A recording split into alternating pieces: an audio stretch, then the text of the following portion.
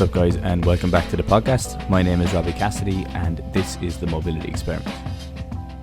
So today we're going to talk about combating the effects of working from home and working at a desk all the time. So it can be applied in both ways, but the reason I want to focus on working from home specifically is that, well, obviously the fact that a lot more people are working from home at the moment with the current situation and the coronavirus and the lockdown.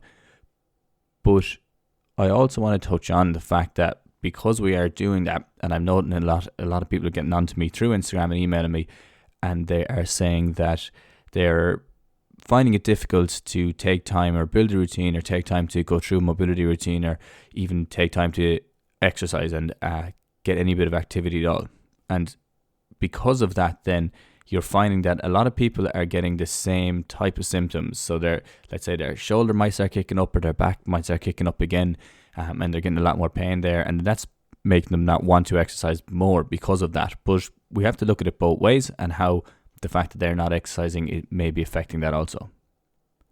Now, on top of that, a lot more people are noticing that their sleep is getting affected, they're fatigued, exhausted, they're finding themselves stressed out or being unfulfilled at the end of the day just because they're working and then they're sitting down on the couch.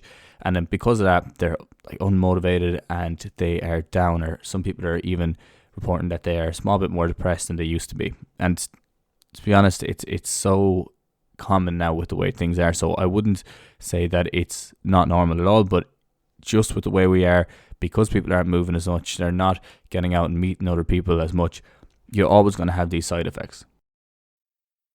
So in this podcast, I want to discuss what you can do, simple things you can do to get yourself moving a bit more, what you can do to combat those effects of just sitting at a desk all day, looking at your computer and then moving and, let's say, sitting at a couch in the evening or eating dinner and moving at a couch.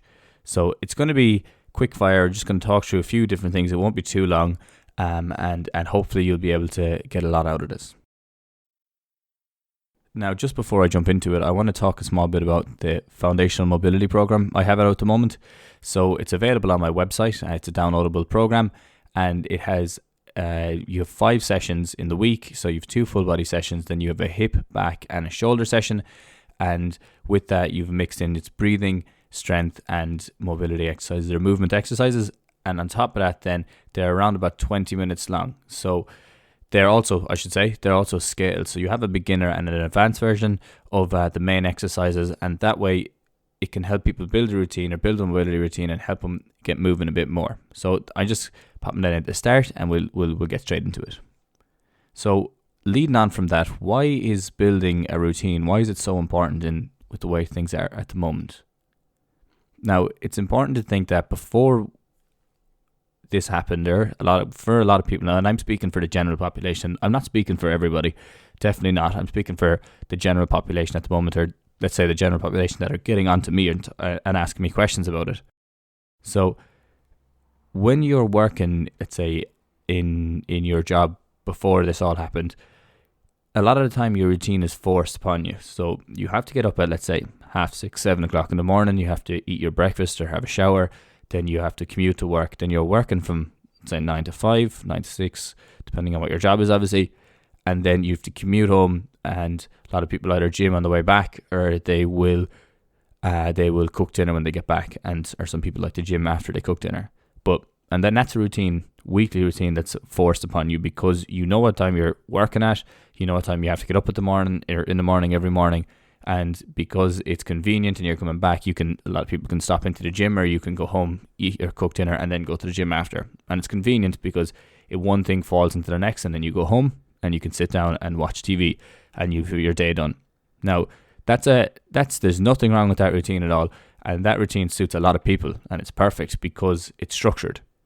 Now, with the way things are at the moment, and I know this myself, and I'm speaking from personal experience, on top of this is that your wake or your sleep schedule changes because you don't have to get up as early in the morning because you're only going to your laptop, if you're working from home, I should say. So you don't have to get up as early in the morning, and you're not as under pressure during the commute, or in the evening. You're not under pressure to get home and cook dinner at a certain time, because you can just finish up at whatever time, cook your dinner. Or some people are doing both at the same time now, and I'm getting that a lot, that people are finishing up work, and while they're finishing, they're jumping over and back, and they're just getting things ready and cooking it. Now, because of that, and because there's no real change in your environment, you'll find it difficult to build habits in that. So it's difficult to, when you finish up work and you're sitting on the laptop, to go into another room and start exercising. And it's because of the fact that there's no real change in what you had done throughout the day. While before, you would finish work, you would pack up your stuff, jump in your car, whatever, jump on the bus, and then you might be passing the gym on the way back, and then that's a different environment. But now, because the environment doesn't change, it's a lot more difficult for your body to, or your mind, I should say, to change its focus, okay? So it's easier for you just to step off the computer, close it down, let's say sit on the couch, maybe in the next room, go on your phone for a small while, or even to just pop on the TV while you're making dinner, make your dinner and then sit down and have something set up for the evening. Now, it's okay to do this, like there is really no problem with doing this in the short term. But in the long term, it's not a great strategy for health anyway, because of the fact that you're not moving that much. Because if you're sitting at a desk all day and then you're getting up to cook dinner to sit down in the evening, there's no real activity in that. And you're not getting your heart rate up in any way, and you're not getting all the benefits of exercise. So it's really important to look at your activity levels, what they're like at the moment, and what you can do to up them. Now, it's recommended by the WHO to exercise 30 minutes a day. This is high intensity, 30 minutes a day, 5 days per week. So it's not too difficult to get, especially when you have the equipment, because a lot of people don't have equipment at home now, and I understand that, but you can still get a good session in the same way. Now, if you're struggling to do that, it's just as important to get out, go for a walk or go for a run or a cycle. That all counts, okay? There's nothing wrong with that at all. But it's really important to actually do it and to try get it in 5 days a week, because that's where you get the real benefits of it. If you're doing it only once a week and when it suits and stuff like that, you're not getting the benefits of it. You're not getting enough of it, definitely. And then because of that, you're going to get all these different effects or side effects. So if that fatigue is creeping in, then your sleep schedule will be affected, because you obviously sleep better when you're exercising. Because you're not sleeping, then you're going to feel exhausted the next day, and you're not going to be motivated to do anything. So you can see how it's nearly like a vicious cycle. One thing plays into the next. So really all you're trying to do is hit that 30 minutes a day if you can. Now, that's of high intensity exercise, or that's of exercise, getting the heart rate up. Okay, now on top of that, other simple things that you can do would be building just a small mobility routine that you're going through, that you have maybe 2 or 3 or 4 exercises that you're able to get through in the morning, just to get the body awake, get it moving a small bit more, and then the same in the evening when you come back from your run. Now, the reason I say that is because you will feel so much better, and anyone that has done a mobility session or has taken the time to go through a couple of exercises will know the benefits of it. Just getting down on the ground, getting the body moving, bringing it to its end range of motion in a controlled environment, so you're relaxed and you're breathing properly and you're calming yourself down, and then you can pop up and you'll feel great for the evening, or you'll feel great if it's in the morning, you'll feel great for the day. And it's because you're bringing your joints to their full range of motion, they're feeling better, your body has a better sense or better awareness of how it's actually feeling, as opposed to if you're sitting at a computer all day, you're in the same type of position, you're getting up, go to the toilet, come back, sit down, get up, make dinner, come back, sit down. And because you're in that, when you start moving outside of that range, so if you go to bend down, pick something up off the ground, or if you go to even go for like a run, you're going to feel a lot more restricted, a lot more tight, because of the fact that you're not used to doing that as much, or your body doesn't feel like it's doing that as much. So the simple saying is, if you don't use it, you lose it. Okay, so but the thing about the body is it comes back really fast. So let's keep on that saying of if you don't use it, you lose it. And we think about sitting in a chair in that position, hunched shoulders, you're on your phone, you're cooking, you're on the couch watching TV, all very similar positions. Now, they're not obviously exactly the same, but when you start moving more, then that's when the aches start coming up and aches start kicking in, and you get that painful shoulder starts kicking up again, because your body's like, you haven't done this in a while, why are you doing this now? So you need to re-regulate that nervous system and let it know that it's okay to get into these positions. And that's why the mobility routines are excellent for doing that, because every morning you're bringing it to its end range, you're bringing it into movements that you wouldn't be doing generally throughout the day. And because of that, then the body has a better awareness of what is actually wrong, if there is anything wrong. So that's about building a routine. Now, I say look at your activity levels, see what you can do. If you can include a walk twice a week, 3 times a week, you would find massive benefit mentally, and let's say physically you'd feel way better. And you'd notice that even though you're exercising, your fatigue levels will be coming down. You'll have a lot more energy. And I know the thing is, I like the majority of people that are listening to this, because you're into mobility and you're into that type of stuff, you've exercised in the past. So there's not a lot of people that jump straight into mobility and skip the exercise part. So the cohort that I'm generally talking to here have a good understanding of all the benefits of exercise. So it's just getting back into that. That's all I'm asking you to do. Just slip back into your routine, and it's easier said than done. So what can you do to make it easier? What can you do to help yourself get back into this? Well, the first thing you can do is make it as easy as possible. Okay, so what I would say for mobility routine, if you want to start it, put your mat on the ground. So when you get up in the morning, it's there when you get up, and you have your clothes ready to, let's say some people like to wear yoga clothes or shorts or whatever. Have it there, have your mat on the ground, so you can just jump out of bed, you, let's say, brush your teeth or whatever, and you can just pop on your shorts and go straight into it. And all I would say to do at the very start is pick one exercise, or pick 2 exercises that you can do every morning, or you can do during the day. And then when you're doing that all the time, it's the body gets used to it, and you fall into the habit a lot easier, so you don't think about it as much. It's like brushing your teeth before you go to bed. You're not going to think about it as much as you're just going to pop up, or let's say you a lot of people have the same routine every night. You're just going to go straight into the bathroom, brush your teeth, into bed, whatever. Some people like to read in that, perfect. But you don't think about it. It's not like it's a big issue. Oh, will I brush them tonight? Won't I brush them tonight? So that's what you have to do. Make it as easy as possible. Now, if you hid your toothbrush and put it in an awkward place, if you left your toothbrush in let's say a spare bedroom, and then you left the toothpaste in a different bathroom, and then you brush your teeth in another toilet, it's going to be a lot more difficult to do that, because you have to go get one, then you have to go get the other, and then you have to go to the toilet, you have to brush them, then you have to put one back in the other room, and you have to put the toothpaste back in the toilet, or a different toilet. But it's so much easier when you walk into your bathroom, it's right there in front of you, pick the 2 of them up, brush your teeth, and walk out. The same goes for flossing. It was actually a dentist that said to me, she said, if you want to start flossing, you have to leave it in your sight all the time. Just leave it right in front of you, because then you don't think about it as much. So, and it's easier. You nearly feel bad for not flossing then when it's right in front of you. So exact same goes and transfers over to mobility stuff or exercising. Make it as easy as possible. Have your stuff on the ground, so when you wake up in the morning, you can just go straight into it. And even if you only do one exercise, that's grand. There's nothing wrong with that. You'll find over time, though, because you're down there and you've gotten changed and you're ready to do it, that you will do a few more exercises every once in a while. And there's nothing wrong with that's the right way to build a habit. There's no point going from nothing into doing an hour-long session every morning, because it's not sustainable. Now, the same goes for exercising in the evening or going for a walk in the evening. Some people, if you have time at lunch, you might just get outside and go walking around a small bit. Or if you have time in the evening when you finish work, I would say leave your shoes or all your exercise gear there and have it set up, so you've mentally taken the time to prepare before, so that you know when you finish up, you're going straight into it. Now, it might just be that you stand up off your desk and go outside and go for a walk around. There's nothing wrong with that. That's perfect. That will get you back into the habit.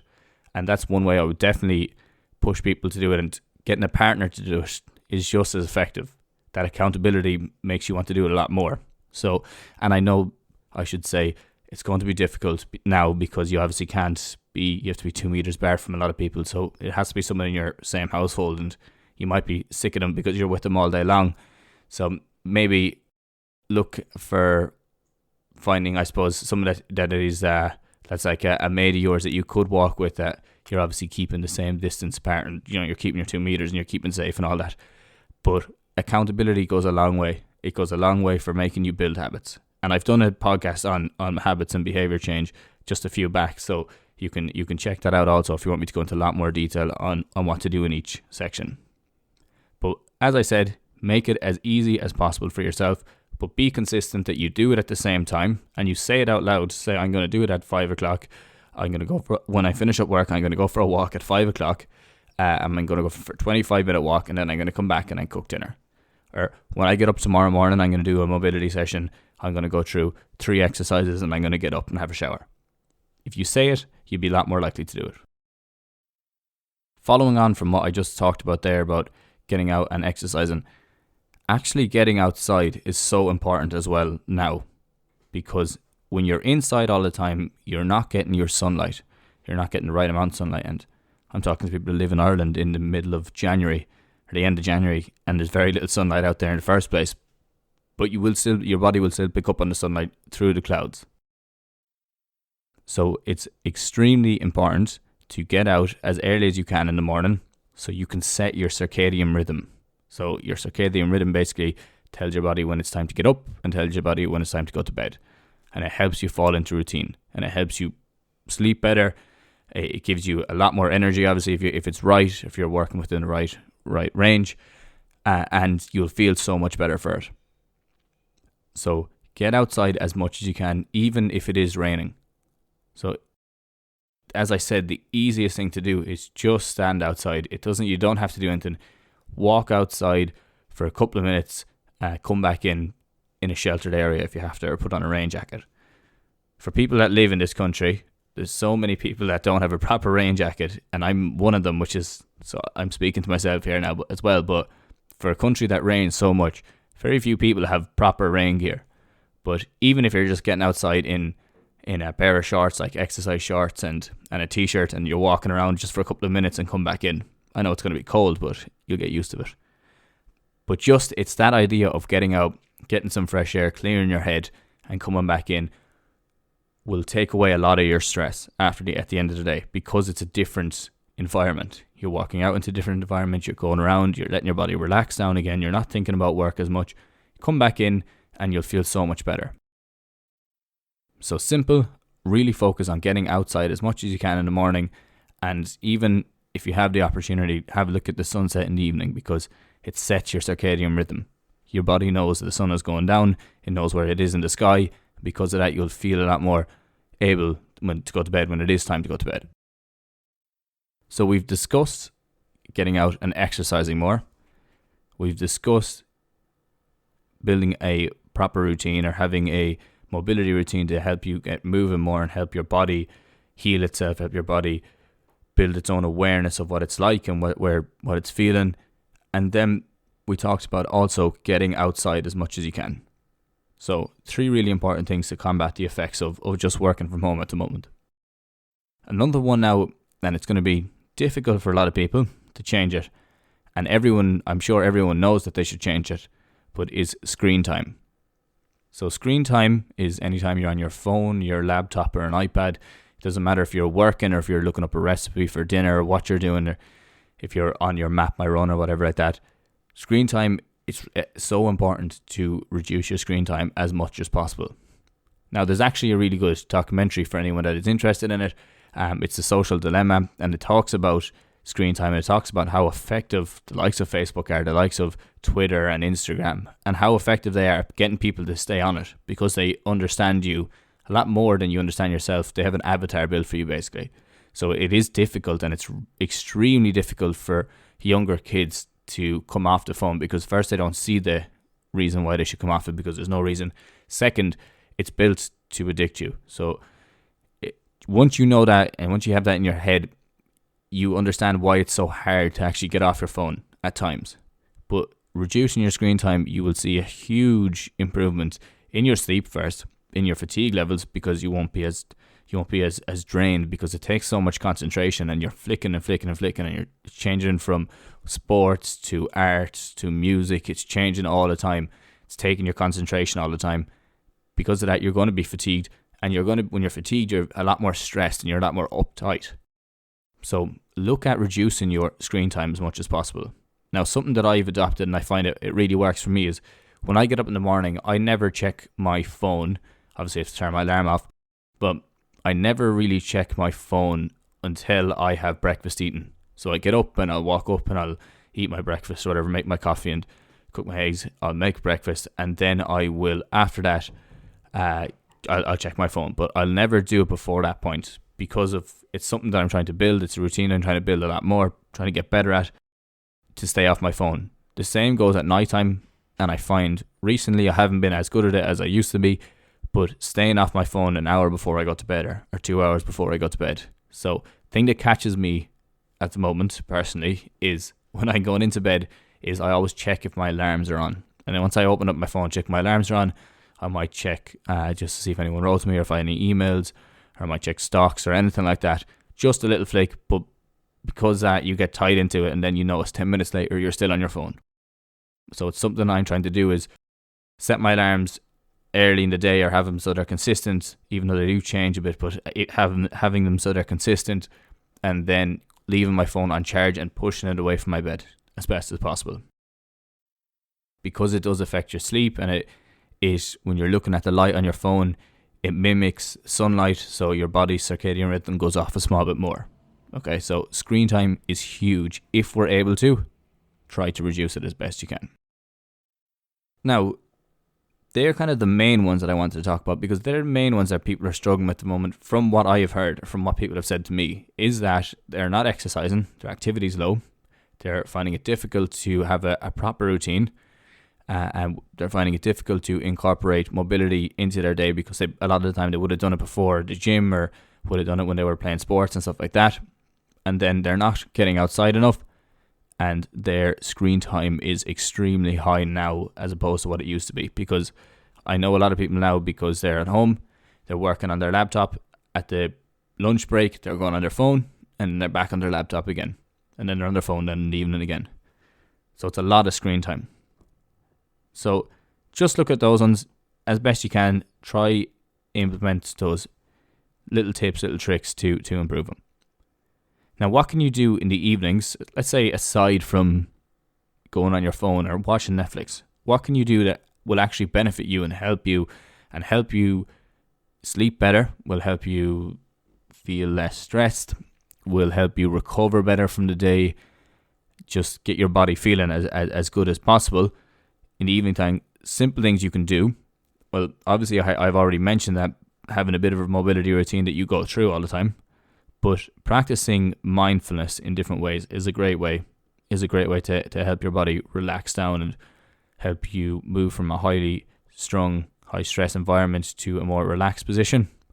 And mindfulness things that you can use are, and I don't mean specifically mindfulness meditation all the time, but that is obviously the one that a lot of people know, but just taking the time to yourself and think about what's on your mind. So simple things that you can do. Obviously, the mindfulness meditation is a big one. Set a timer, just close your eyes, nice position, sit on a pillow or whatever, and just breathe and concentrate on focusing your thoughts. Then outside of that, you can look at one thing that I've noticed a lot of people are picking up more, and even good friends of mine are saying they're getting into a lot more, and it helps them clear their head, is writing. So it can be anything. Now, I would practice journaling more so than anything else, but I know a lot of people are getting into writing short stories and writing articles, stuff like that, topics that they enjoy. Another huge one to help you clear your head. So writing is one that shouldn't be underestimated at all. It's very effective at clearing your head, planning. Obviously, you know yourself. It's effective for a lot of things, and really it just helps you focus yourself a bit more. Get what's in your head on paper. Now, another one that you can do would be box breathing, and box breathing is a effective method of taking your breath down under that 8 breaths per minute. And if you bring it under 8 breaths per minute, you can turn yourself into a more sympathetic tone. Or parasympathetic tone, Jesus. So your sympathetic tone is your fight or flight. Your parasympathetic tone is your rest and digest and relax. So if you're breathing under 8 breaths per minute, that brings you into that restful state and relaxing state. So box breathing is an excellent one. It's 5 seconds in, 5 seconds hold, 5 seconds out, and then 5 seconds hold again.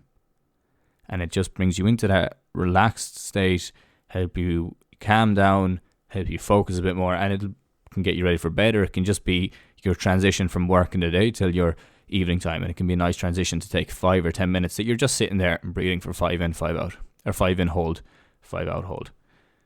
Really, really effective one. So guys, that is everything that I wanted to discuss today. I told you it'd be kind of short and snappy. I wanted to just get everything out there because I know a lot of people understand these are the things they have to do, and they know I should be improving on this, and but it's difficult, and it's difficult with the way things are at the moment. They're after extending lockdown, and I understand that it is hard to build that routine when it's going to be the same all the time, and you might not be looking forward to anything at the moment because there's no nights out, or you can't meet friends, or you're not back training in the gym or anything like that, or you're not back training on field. So I really do understand, and I have to put that down, that it is hard to build habits at the moment. But if you have the discipline to do it, and if you have the discipline to just the perseverance to, when you mess up one day, there's no problem. You don't knock yourself down for it. You just start again the next day. And if you do that for long enough, you will see obviously a huge improvement. We'll be out of lockdown, and you'll be going way stronger. So at the end of the year, when you look back, you'll be delighted with yourself that even if it is, before I was unmotivated, and now I'm doing 2 mobility exercises every morning. That's a huge improvement, because that adds up over the whole year. And the fact that you're doing 2 every morning, I know that if you're doing 2 every morning, you're going to do probably 4 some mornings. And then some mornings you might do 6. One of the mornings you might do 1. But you will, because you're down there, because you're used to it, you'll be messing around a lot more. You'll feel a lot better for doing it. So take the time to build your routines and be disciplined. I said, make it as easy as possible. Throw a mat on the ground, throw your shorts and shoes, go through your mobility stuff, go for a walk in the evening so you have your stuff ready, so it's your transition period. So let's say you have work to evening time, make sure you have a little transition period there that you're exercising, or you're getting outside and you're moving around, but you're avoiding screens. You're spending long enough on screens during the day. You don't need to be taking the time to go on it in the evening. And as I said, they're meant to be addictive. They're drawing you towards them. So the easiest thing to stop yourself going on your phone is put it in a drawer or put it in another room. So you can see I'm reversing what I discussed earlier on about, I said, make it as easy as possible. If you want to break a habit, make it as difficult as possible. So if you put your phone in the other room, there's no hope you're going to get up just to walk into the other room to start flicking through Instagram for no reason. You have to give yourself a good reason to get up and go in and get the phone. And the same if it's in the drawer. You're not going to be as likely just to open the drawer, pick it up, check it, and put it back in again. So make it as difficult as possible if you want to break it. Make it as easy as possible if you want to make it. Now, they're the main ones that I discussed. And then, as I said, in the evening, just practice some bit of mindfulness stuff that you're just taking the time, even if it's just sitting down and chatting to your family or friends, or making a call to someone that you haven't talked to in a while, a friend you haven't talked to in a while, or family member you haven't talked to in a while. It does help you relax down, and it does take that stress away, as long as it's not a stressful conversation. So it does take that stress away, and it's a change of environment, change of mindset, and that's what we're looking to do.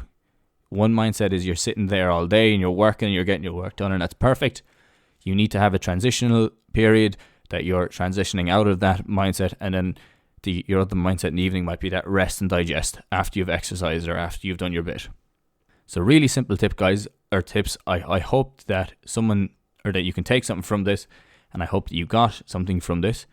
As I said, I know you know what you should be doing. It's just taking the time to make it as easy as possible to do it. Taking the time to, if you have to write it down, or if you have to tell yourself when you're going to do it, like that implementation intention. But if anyone wants more information on this stuff, you can definitely check out my podcast on behavior change. I think it was 4 podcasts back, and this is number 19. So it was in and around about the 15, 16 mark. So guys, that's everything from me today. Thank you so much for listening again. I hope you took something away from this. Just before I sign off, I'm going to mention the fact that foundational mobility program is there for anyone who needs a bit more structure in building a mobility routine and something to follow along with for your 5 days of the week. And I say a 6 to 8 week program because it's scaled, because it has beginner and advanced. And once you get through your beginner, it's very easy to transition to the advanced ones. And that way you can make it 8 weeks, or you can make it 10 to 12 weeks, depending on how much time you want to. But it will help you build a mobility routine, and it'll give you a better idea of exercises and how to put them together. So very happy with the way it turned out. Now, lastly, if anyone also has been struggling with an injury long term, and they are finding it hard to shrug it, or finding it hard to get over it, definitely send me an email or get in contact with me through Instagram or LinkedIn, and we can discuss different ways of going forward with that, because I'm going to be taking on more clients in February. So if anyone is interested in that, if you're sick of getting the same injury and over again, or if you're sick of having the same injury for a long time and you just don't know what to do about it, and you've tried all these other methods of, say, strengthening, and you've gone through your physio and you've done all your other techniques, get in contact with me. The base of my clients, that's what we're doing. We're working on injuries that they have for years, and we're trying to get over it, and we're helping them get over it. And you can check out my website or whatever. We have a lot of testimonials from stuff from people who have had a lot of success in working with it, because we take a holistic approach to it. We look at everything from lifestyle to exercise. We take in that biopsychosocial model, what we can do, change the biological, the psychological, and then the social. And then we have weekly calls, so we discuss it and see how things are going to change it. So there's a huge educational component to that as well. But guys, that is everything for me. Thank you so much for listening again, and I will chat to you all again soon. Have a good one.